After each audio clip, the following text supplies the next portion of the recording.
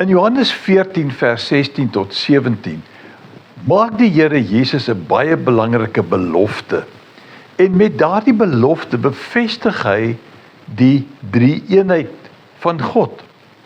Hy sê daar, ek sal die Vader vra en wie is hier aan die woord? Jesus.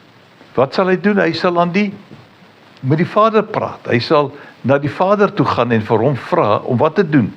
Om 'n ander voorspraak te stuur om vir ewig by julle te wees, naamlik die Gees van die waarheid. Hier verwys Jesus na 'n gesprek wat hy sou hê met God die Vader oor die sending van die Heilige Gees. Hy sê 'n ander voorspraak.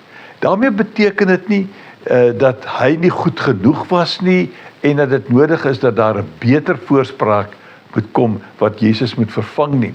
Maar dit is nie wat hier bedoel word nie. Dit verwys na die voortsetting van dit wat Jesus reeds op aarde verrig het.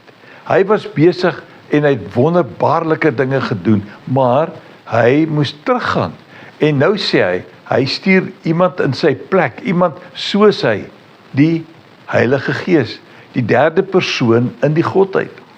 En so gaan die Heilige Gees tot vandag toe voort, om mense oor die hele aarde, totaal en al, sonder om een uitsondering, sonder 'n plek te hê waar hy nie is nie. Hy is die alomteenwoordige, besig om die mens te bedien, soos wat Christus dit op aarde gedoen het.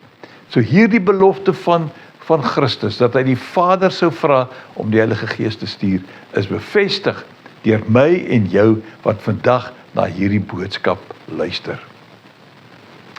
Loop mooi.